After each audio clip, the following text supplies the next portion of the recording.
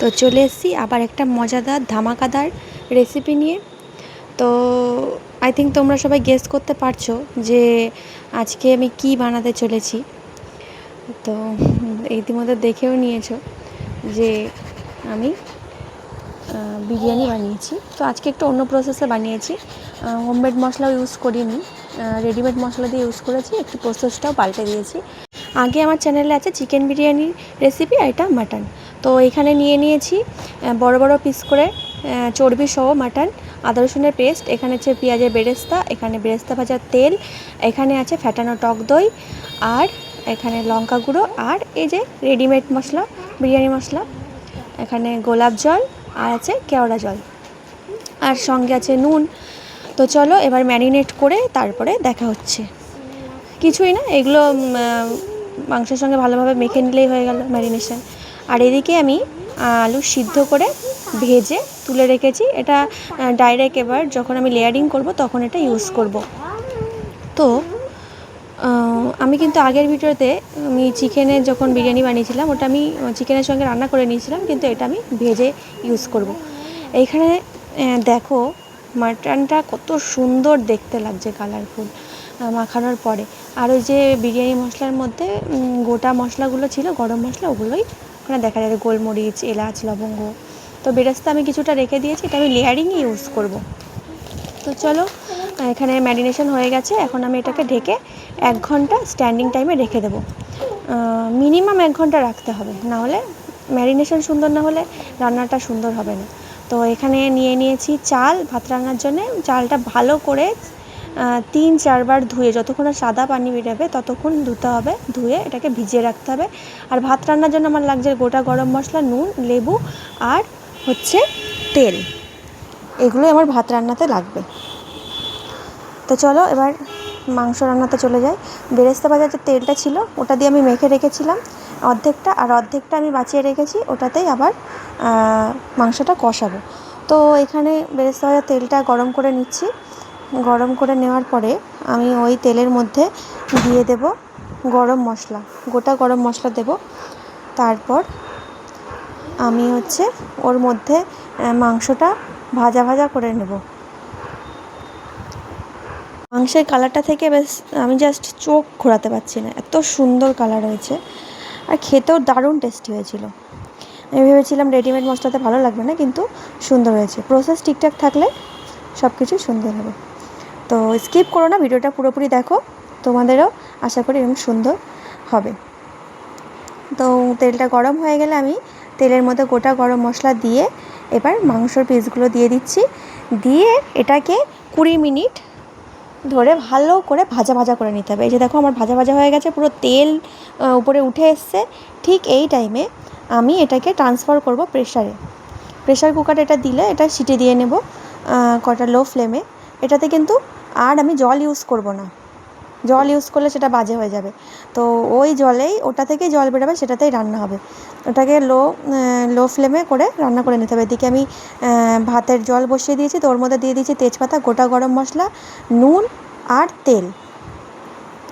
নুনটা বেশি পরিমাণেই দিতে হবে, যেন জলটা পুরো মানে নোনতা হয়ে যায়, এরকম করে দিতে হবে, না হলে কিন্তু ভাতটা আনলেই থেকে যাবে। আর তেল দিয়ে দিয়েছি, দিয়ে ঢাকা দিয়ে ফুটে উঠলে আমি যে ভিজিয়ে রেখেছিলাম চালটা, সেটা আমি ওর মধ্যে দিয়ে দেব।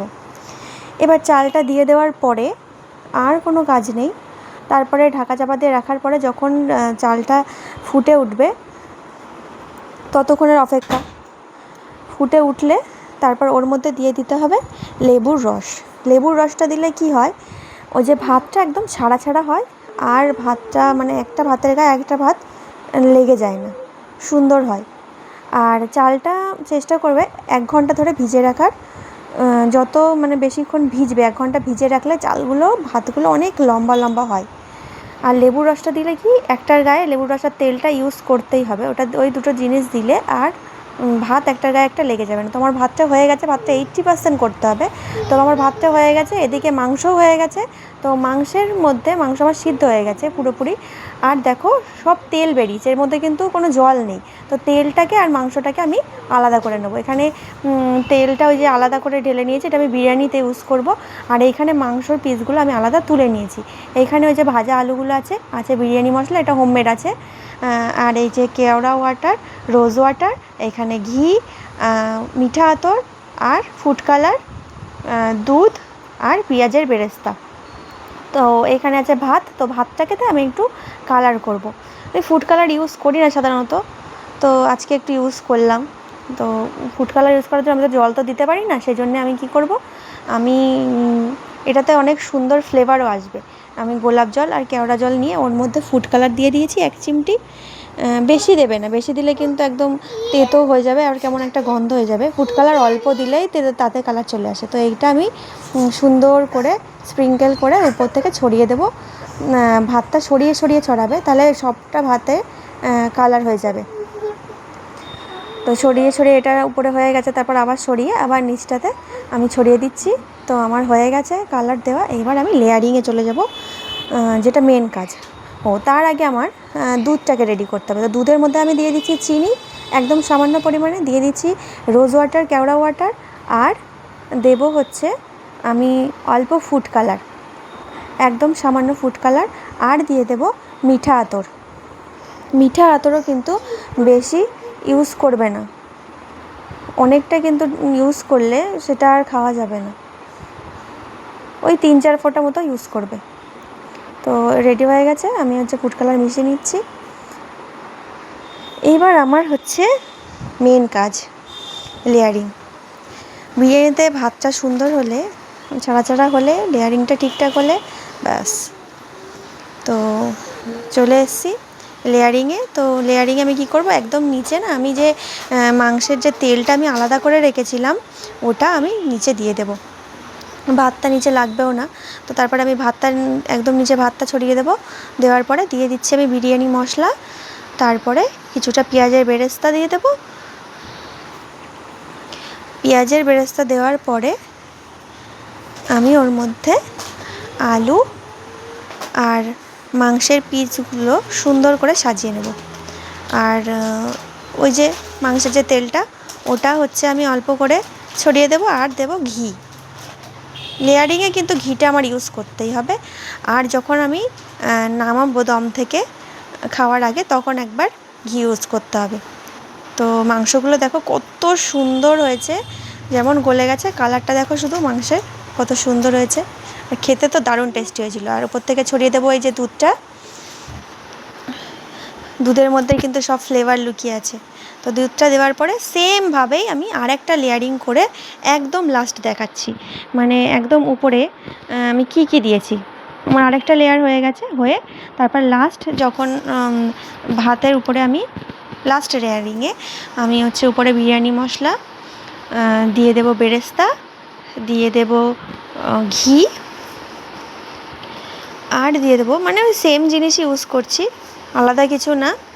ব্যাস যেমন করে প্রথম লেয়ারটা দেখালাম ওইভাবেই, মানে যে কটা লেয়ার হবে সেইভাবে লেয়ারিং করতে হবে। দিয়ে দিচ্ছি ঘি, দুধটা দিয়ে দিলাম। তারপরে ঘি দিয়ে, এখানে একটা টিপস আছে, এই টিপসটা ফলো করলে বিরিয়ানিতে সুন্দর দম হবে আর ফ্লেভারটাও সুন্দর আসবে। তো এইখানে আমি মিডিলে আমি এইটা আমি ফলো করি, তোমরাও ফলো করবে। আশা করি তোমাদের বিরিয়ানিটা খুব সুন্দর হবে। তো এইখানে মাঝখানটা আমি গর্ত করে দিয়েছি, গর্ত করে দিয়ে ওই গর্তের মধ্যে আমি মিঠা আতর দিয়ে দিয়েছি। এবার যখনই দম হবে নিচ থেকে বাষ্পটা উপরে উঠবে, তার সঙ্গে ফ্লেভারটাও কিন্তু পুরো বিরিয়ানিতে ছড়িয়ে যাবে। তো এখানে আমি একটা তাওয়া গরম করতে দিয়ে হাই ফ্লেমে, তারপরে ওর উপরে আমি বিরিয়ানি হাঁড়িটা বসিয়ে দিয়েছি। সঙ্গে দিয়েছি যে গরম ফ্যানটা আমি সরিয়ে রেখেছিলাম, ওই গরম ফ্যানের গামলাটা আর একটা ভারী আমি পাথরের পিঁড়ে দিয়ে দিয়েছি। তারপরে দেখো দম থেকে নামিয়ে দেখো আমার বিরিয়ানিটা কত সুন্দর হয়েছে।